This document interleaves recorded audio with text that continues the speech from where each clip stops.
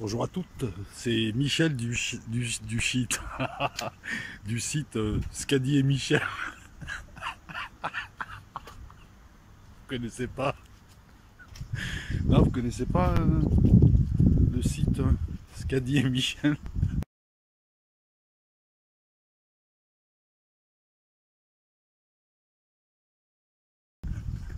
Un type à poil qui lit le journal et c'est la guerre, c'est la guerre. C'est marqué dans le journal, la guerre elle est imminente. Oui, c'est marqué dans le journal du système que je dénonce. Bah, il traite de plaisanterie. Eh, tu voulais voir ma tête? Regarde ma tête. Voilà. Non, mais je préfère les vidéos sans tête. C'est vrai en plus. On va pas se livrer au culte de la personnalité. On va parler de quoi? Là, aujourd'hui, écoute, je suis en train de te préparer une vidéo d'eschatologie. Mais j'ai failli te faire une vidéo cette nuit.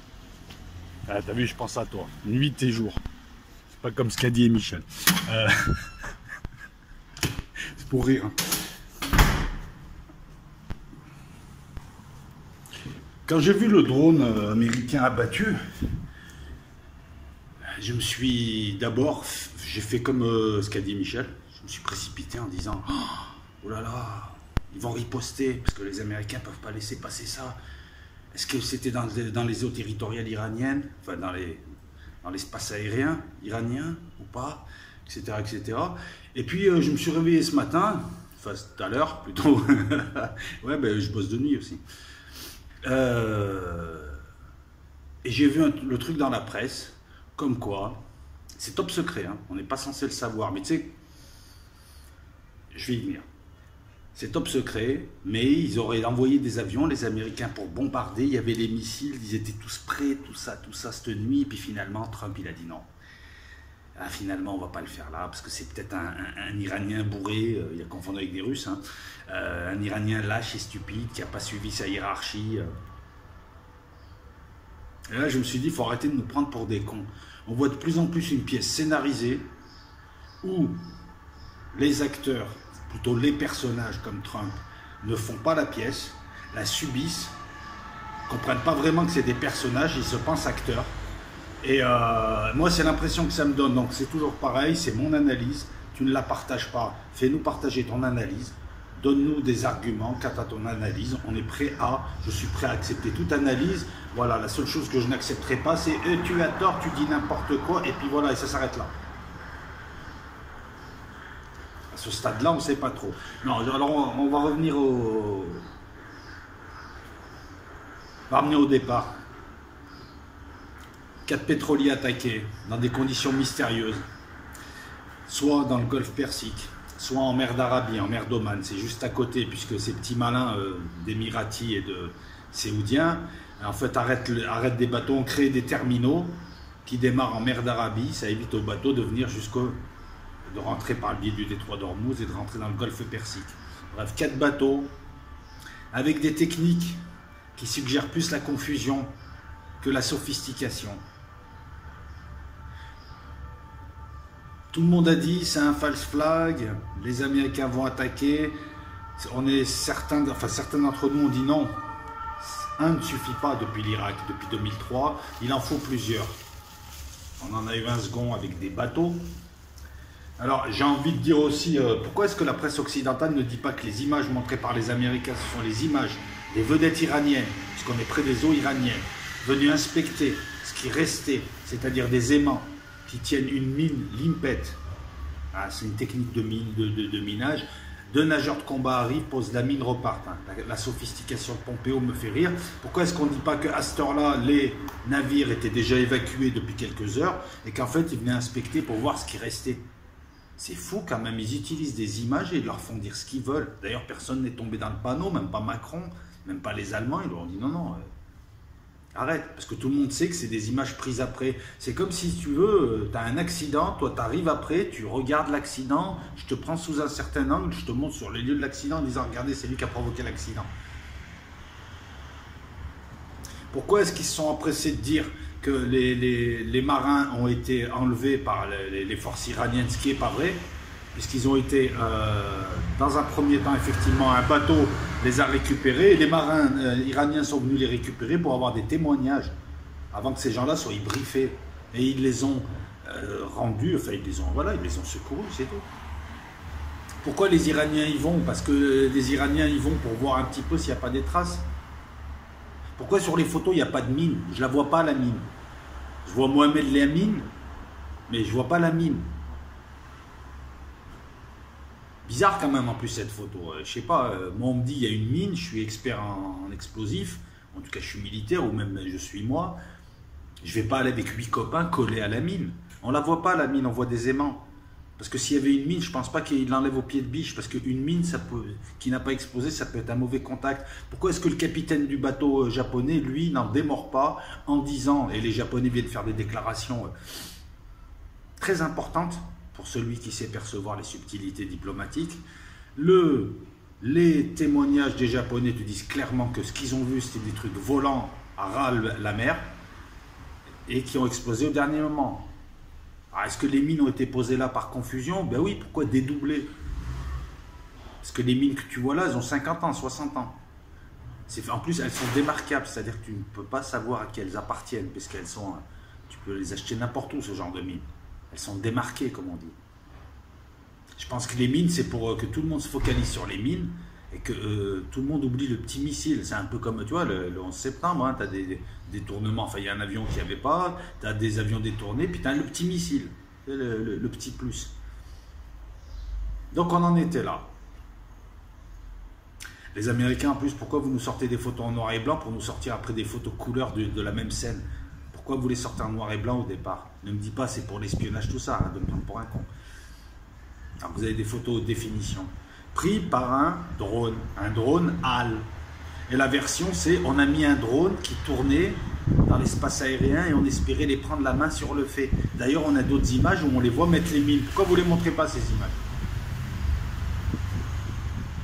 Quant à votre drone, mais arrête de me faire rire, il dit oui, il a vu les Iraniens aller contrôler la zone après le sinistre, ouais.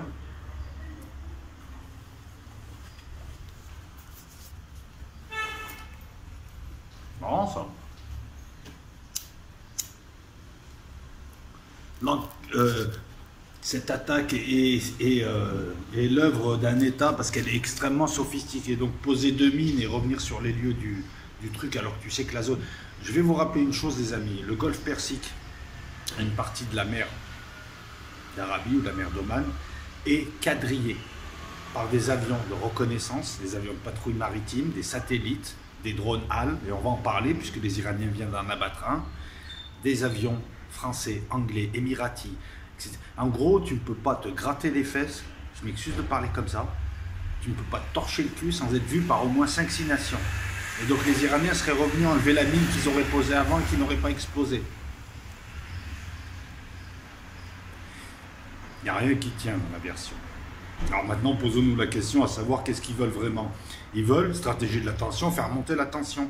La première fois, on ne les croit pas, la deuxième fois, on ne les croit pas, la troisième fois, on se dit, bon, les Iraniens aussi, peut-être que, la quatrième fois, la cinquième fois. Et au bout d'un moment, il y a tellement la confusion dans la tête de monsieur tout le monde, c'est le passage en force. Qui se dit, oh bah au final, les qui se battent. C'est ça. Donc moi, j'ai pas fait la vidéo cette nuit, parce que je me suis dit, il n'y aura peut-être pas de réplique encore. C'est encore trop tôt. Alors on va en parler de ce qui s'est passé là.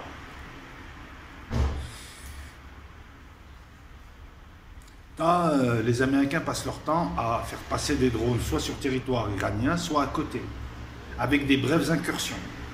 C'est un petit peu comme le chasseur russe qui faisait des brèves incursions en territoire turc avant d'être abattu, alors qu'il avait été prévenu X fois. Pour lui, c'était pas très grave, pour eux, ça les faisait chier. Bref.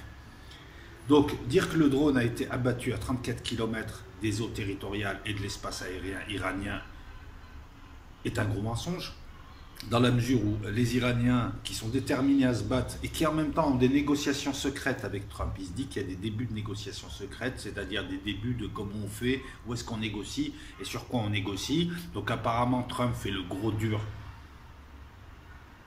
parce qu'on lui a demandé de jouer ce rôle, mais en arrière-plan, il n'a pas envie d'une guerre que veulent organiser les néoconservateurs, entre autres, et donc il négocie en étant prêt à faire toutes les concessions. En expliquant aux Iraniens, jouez le jeu s'il vous plaît, un petit peu comme en Syrie avec Poutine, il lui a dit joue le jeu, On va envoyer des missiles, mais il n'y a pas d'explosifs dedans. C'est des vieux missiles, tu pourras les brouiller, etc. etc. C'est pour ça que je vous parle de pièces de théâtre et de scénarisation. Parce qu'il faut dramatiser, il faut mettre de l'intensité avant le grand cataclysme qui éventuellement aura lieu ou pas. Ça encore, c'est une autre affaire. Là, tu as les Iraniens qui disent aujourd'hui, on a les preuves que ce drone est rentré dans notre espace aérien. Après, tu peux avoir un drone qui rentre dans ton espace aérien, tu peux tirer des missiles, le drone s'enfuit et il est touché hors de l'espace aérien. Moi, je pense que c'est sur ça qu'ont joué les Américains pour provoquer un énième incident, pour ajouter de la confusion et pour faire basculer l'opinion internationale de leur côté. En se disant, ben, l'opinion internationale et beaucoup de pays vont dire, ouais, mais finalement, il n'y a pas de fumée sans feu, et puis les Iraniens ont l'air d'être intransigeants.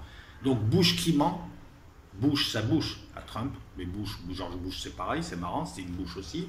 Bush qui ment, les yeux qui veulent la guerre. Bush qui parle de paix, les yeux qui veulent la guerre. Et arrêtez de croire que Trump pourra retenir tout ça, puisque c'est un pigeon dans les mains des néoconservateurs, et tu verras qu'à la fin de son mandat, il leur fera la bise.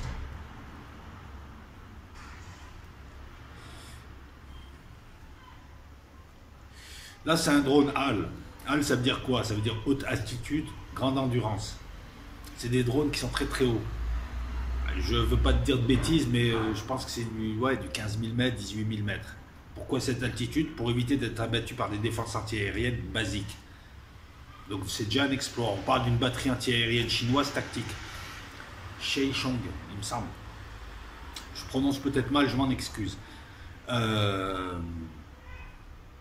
C'est pas des drones à 15 patates là, c'est 200 patates. Un missile, 200 patates. C'est un drone qui est aussi grand qu'un avion de ligne, bourré d'électronique, et qui est là pour repérer les batteries antiaériennes. Donc il paraît que les Américains ont failli répliquer sur cette batterie. Je pense pas qu'on laisse la batterie sur place. Je pense que les Iraniens ont dû la déplacer. Mais ça, encore une fois, ça m'a l'air d'être une fumisterie. Ça m'a l'air d'être une fuite qui a été orchestrée juste pour faire peur aux Iraniens. Et les Iraniens, j'ai l'impression qu'ils sont au courant que les Américains sont dans la merde et qu'ils ne veulent pas d'un conflit, que les Européens n'en veulent pas, que personne n'en veut, parce que là, c'est gros morceaux et on ne sait pas sur quoi ça va partir. Éventuellement sur l'utilisation de nucléaire tactique et éventuellement une troisième guerre mondiale. Donc personne ne veut y aller, puis l'Iran, c'est un gros morceau. Et oui, parce que jusqu'à maintenant, ils font tous les courageux à Grenade, en Libye, en Syrie, dans des endroits où il n'y a pas d'armée quasiment, où c'est des pays très faibles.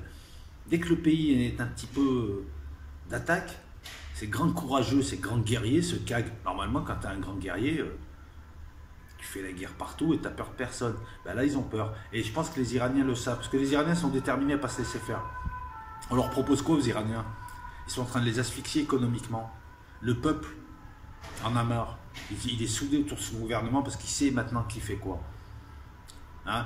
En mettant des sanctions, Trump fait souffrir le peuple iranien qui a compris et qui ne s'est pas retourné contre son gouvernement, même s'il y a des désaccords, puisque la population aimerait vivre d'une certaine manière, et puis bon, c'est des gouvernements assez conservateurs qui vont dans un autre sens, mais en tout cas qui tiennent bien l'Iran pour l'instant. Donc un simple missile, non, il y a de la technologie là-dedans quand même, à choper un drone haute altitude, je ne sais pas si on en a en France, je ne sais pas si on en fabrique des drones comme ça. Je crois que, je ne veux pas dire de bêtises, peut-être qu'on en fabrique, mais en tout cas les HAL, comme on dit, hein, tu as les drones MAL, HAL, moyenne endurance, long range ou un truc comme ça. Non, attends, c'est quoi? MAL, c'est moyenne, hauteur moyenne, moyenne endurance, petite moyenne, machin, enfin bref, tu as toutes les déclinaisons possibles de ces drones. Mais là, on a les drones à 200 millions, c'est des drones qui sont grands comme des Boeing, qui coûtent la peau du cul. Et quand tu perds ça, ça fout les boules. Et bizarrement, Trump, non, mais oui, non, mais c'est peut-être un... Tu as déjà vu un officier iranien prendre la décision tout seul d'abattre... Alors là, c'est les forces, je crois que c'est des forces anti-aériennes. Je ne sais pas à qui ils sont rattachés, peut-être au Pasdaran, mais tu penses que le gars, il va appuyer tout seul et détruire un drone? Tu ne te dis pas qu'il y a toute une chaîne de commandement qui s'est remontée très haut avant qu'il ait l'autorisation d'appuyer sur les boutons? Voilà, donc non, je pense que les Américains n'interviendront pas encore. Sous peu, il y aura quelque chose, mais je pense qu'ils vont essayer, ils vont travailler en souterrain, diplomatiquement, pour essayer de faire basculer l'opinion internationale, c'est-à-dire leurs larbins qui ne veulent pas suivre cette fois-ci en disant non, cette fois on en a marre, le coup de la fiole de Colin Powell, tu ne vas pas nous le refaire. Mais je pense qu'ils vont essayer de les convaincre pour obtenir une résolution à l'ONU ou quelque chose qui s'apparente à une résolution, ou alors ils vont provoquer le veto des Chinois et des Russes, mais en tout cas, il y a quelque chose. Les Américains ne veulent pas y aller seuls. Là, ils savent que tout le monde en a marre. Même les Européens en ont marre de Trump, de ses sanctions économiques, de ses dénigrements à l'égard de ses vassaux, de tout ce qu'il fait, de ses girouettes, quoi. Voilà. Il paraît qu'il aurait décidé au dernier moment, ben non, finalement, on n'y va pas. Alors, soit c'est vrai que ce type fait des vols-face et qu'il passe d'un extrême à l'autre en 1 heure, ce qui est dangereux pour un type qui a quand même le bouton nucléaire et qui dirige le pays le plus puissant du monde. Soit c'est faux, et comme je vous le dis, voilà, c'est un film. C'est pas nous qui avons écrit le scénario. Nous ne sommes pas comme les acteurs d'un film classique, parce qu'ils n'ont pas la conscience. Nous avons la conscience d'être dans un film, d'être des personnages de film, on se regarde jouer et on subit les événements. Il y a un côté fataliste là-dedans, il y a un côté inéluctable. Voilà, c'est mon interprétation de ce qui s'est passé, vite fait. La prochaine vidéo que je vais poser là, il faut juste que je vienne de finir de l'écrire, ça sera une vidéo eschatologique. C'est bien, on parlera de Trump encore une fois. Eschato-géopolitique, donc ça va un petit peu nous changer. Là c'est bien, c'est une vidéo intermédiaire entre l'eschatologie, les défenses antiaériennes, ce qui se passe dans le Golfe. C'est très bien de faire le point. Mais là, vous n'avez pas l'impression que c'est écrit. Mais c'est pas eux qui écrivent, eux ils font. Au moment où la 7e trompette joue, il y a un grand silence. Avant que commence le jour du Seigneur. J'ai l'impression qu'on est dans le grand silence. Que la 7e trompette vient de jouer. Vous vous rappelez, cette saut, cette trompette, plusieurs cataclysmes, la 7e trompette, cette coupe de colère, cette fléau, le jour du Seigneur. Ouais, c'est ça, c'est comme ça.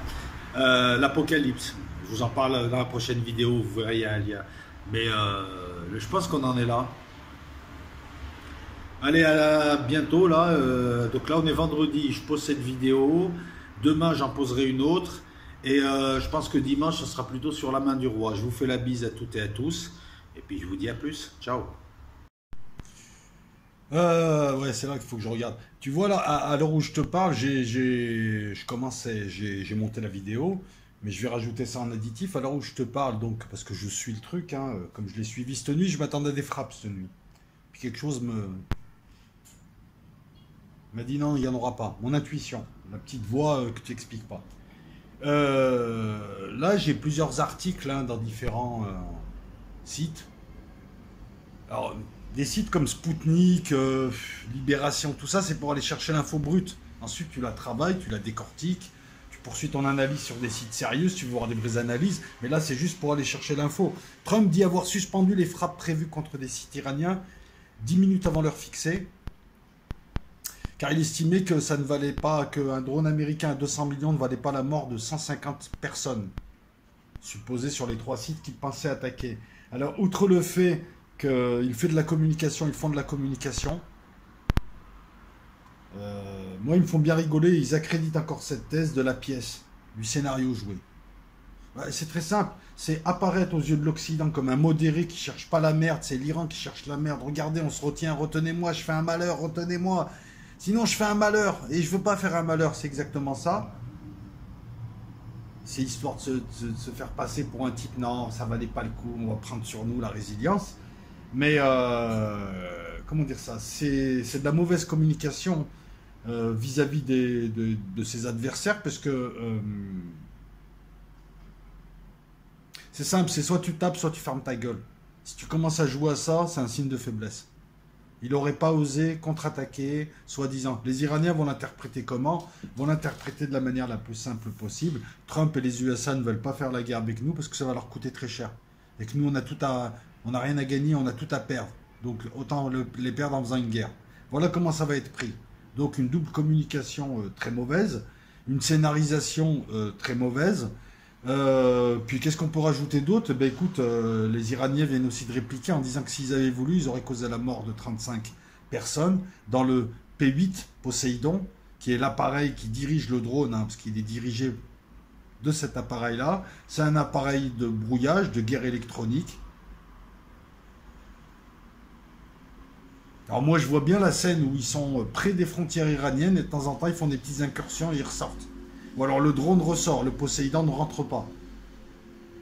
Mais moi, je suis certain que le drone est rentré à un moment donné et que les Iraniens ont voulu lancer un message. Donc eux aussi, ils auraient pu buter aussi le Poséidon. Enfin bon, après, ça reste à prouver, puisque le Poséidon a aussi des contrôleurs, tout un tas de choses qui lui permettent d'éviter éventuellement les missiles de cette batterie qui a quand même touché un drone HAL, très haute hauteur. C'est quand même bien techniquement. Hein. Qu'est-ce que tu veux que je te rajoute de plus? Lorsque je te disais que le capitaine et plusieurs marins du tanker, je ne sais pas s'il y avait du pétrole dedans ou du méthane, ou en tout cas, bon, bref, on était près des côtes iraniennes. Donc je pense pas qu'ils aient pris le risque aussi de se polluer, de polluer leurs propres côtes.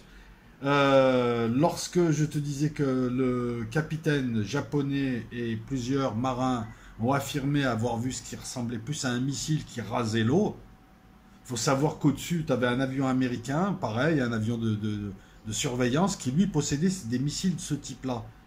Et en France, nous avons quelque chose qui s'apparente, c'est la crème, d'ailleurs c'était la crème à l'époque, dans les années 80, c'était l'Exo 7. L'Exo 7, c'est un missile navire, qui rase l'eau. Et on a l'impression, comme le poisson, comme l'Exo 7, voilà, qui vole au-dessus de l'eau en faisant des bonds sur les vagues. Et bizarrement, la description de ceux qui étaient sur le tanker, qui te disent qu'ils ont vu des choses volantes, raser l'eau, rebondir, et puis au final exploser, voilà. Les mines, vous avez vu, les médias focalisent sur les mines, mais on ne parle pas du reste. C'est pour ça que les Iraniens sont allés les chercher, les types, en disant, attendez, descendez du bateau qui vous a secouru, venez voir. Venez, on va vous donner à bouffer, tranquille, vous allez voir la télé, on va vous donner une couverture de survie, il n'y a pas de problème. On veut juste un petit débrief pour savoir un petit peu. C'est tout. Voilà. Quant à sortir des images hors contexte et leur faire dire n'importe quoi, on peut tous... Moi aussi, je peux prendre aussi une vidéo d'un navire américain dans le golfe d'Ormuz et dire c'est ce navire-là qui a tiré. Je suis persuadé que les mines, c'est un leurre. C'est un leurre pour nous divertir. Je suis persuadé de ça. Pourquoi je regarde là? Il faut que je regarde là. Je suis persuadé de ça. Je suis persuadé que le truc a été touché par un missile, effectivement. Qui a fait le travail? C'est ou une équipe américaine ou une équipe israélienne. Les Saoudiens n'ont pas le savoir-faire, c'est des bras cassés. Les Iraniens n'ont aucun intérêt à le faire. Et en plus, ils ne vont pas prendre le risque de le faire à un endroit qui est hyper surveillé. Putain, c'est la mer. C'est plat, plat, plat, plat, plat. Au-dessus, il y a plein de satellites militaires qui peuvent voir une pièce d'1 euro. Il y a plein d'avions. Il y a pas que il y a les Patmars aussi, français, les Atlantiques. Il y a tout. Tout le monde regarde. S'il y a un endroit où tu n'as pas d'intimité, c'est bien là-bas. Et donc les types seraient arrivés avec des nageurs de combat, auraient mis des mines, et ensuite auraient envoyé 9 cantonniers récupérer une mine au pied de biche comme ça, devant la mine, les 9. Réfléchissez un petit peu. Non, l'affaire, elle est très simple.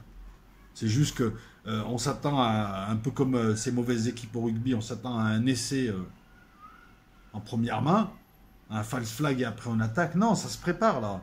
Ils sont en train de faire monter la sauce. Moi, je suis certain qu'on a affaire à des joueurs d'échecs là, qui savent ce qu'ils font. Même Trump ne sait pas à l'avance ce qui se passe. Et comme je vous le dis encore une fois, le scénario, certes, il y a des petites mains humaines qui sont en train de le mettre en œuvre derrière Trump, mais le scénario, il n'est pas écrit par des humains. C'est pour ça qu'on n'arrive pas à... On sent qu'il y a quelque chose d'écrit là. J'étais certain qu'ils allaient évoquer cette frappe, qu'il allait y avoir quelque chose sans y avoir quelque chose. Voilà, je l'ai mon truc. J'aurais dû faire finalement cette vidéo cette nuit pour vous dire je sens quelque chose mais il n'y aura rien. Parce que c'était exactement ça. Voilà, donc c'était mon analyse, je la précise encore un petit peu. J'ai peur de ne pas bien être compris. Auquel cas, bah écoutez, je repréciserai un petit peu. Ouais, t'es dans un film, quoi. Je veux dire, tout est écrit, tout est joué, tout est fait. Et on est en train de nous voir jouer. Enfin, nous, non, on est en train de voir le film se jouer. Est-ce qu'ils se voient, eux, jouer, ou est-ce qu'ils sont personnages? Est-ce qu'ils ont conscience? Est-ce que l'acteur a conscience qu'il est personnage, là, et qu'il n'est que personnage? Je sais pas. Sacré Trump, va. Je crois que c'est le plus rigolo dans l'histoire. Enfin, le plus rigolo. Celui qui passe le plus pour un con. D'un côté, t'as des Machiavel. Lui, c'est une marionnette, Trump, hein. D'ailleurs, je ne vais pas en dire plus. Je vais démarrer là, après ma petite pause, ma vidéo eschatologique. Voilà, je l'ai écrite, elle est là, une quinzaine de pages. Je vais monter le son et vous allez comprendre ce que je veux dire par sacré Trump. À tout à l'heure.